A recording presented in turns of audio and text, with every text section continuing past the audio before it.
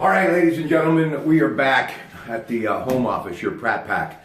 And listen, behind me is my kitchen. Now, it's nothing to brag about, but it's my kitchen and I love it. And I love talking food, of course, as all of you know, the Coons Cooking Hour every Sunday with Joe and Frank Dentisi. And one of the biggest fans of that show I had the privilege to meet months ago along with his daughter, Claire. We were talking about Bob Marshall. Well, I found out the other day from friend Tony Ferraro that he had passed away. Tony has been in the food business for many years, and before that he worked at Pittsburgh Brewing with my daughter's godfather and my friend Joe Piccarelli. Listen, I took some notes. Why? Because this guy had an incredible resume, and it was all about being an entrepreneur and that entrepreneurial spirit that I talk about all the time. But what an incredible empire he built, but it was always family and faith first. And I got to tell you, as I was reading in the Post-Gazette today, it amazed me how much this man accomplished in 62 years. He passed away, sadly, around his family and friends on Saturday. He was from that great community of Crafton, a dedicated father to his beloved daughter, Claire, and wonderful grandfather to Ava, loving brother to Dick Marshall and Chris Hayes. Preceded in death by his parents, Nelson and Irene Marshall. His entrepreneurial spirit began when he was living with mom and dad as a young child and decided to, maybe cut some grass for a living with his friend David Collier, and they did that. And you know how much I love the hospitality business as far as the hotel and restaurant business in and around Pittsburgh. It means so much to our economy. And I found out that Mr. Marshall worked for some of the most iconic brands.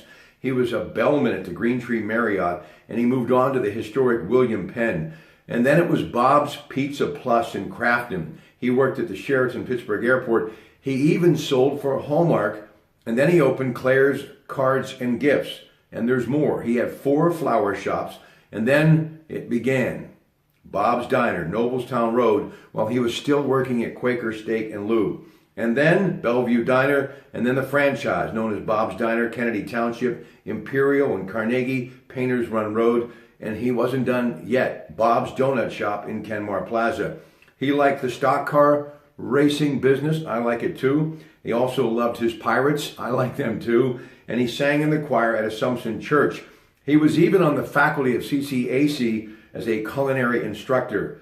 Bob's Diner show on KQV for many years. And then I got to meet him with Bob and Claire's Food Fair on News Radio 1020 KDKA. And he was such an engaging host, as was his daughter. But during the commercial breaks, you know me, asking all these great questions about his journey, never ceased to amaze me what he accomplished. He had a very distinctive voice. I loved his hometown style.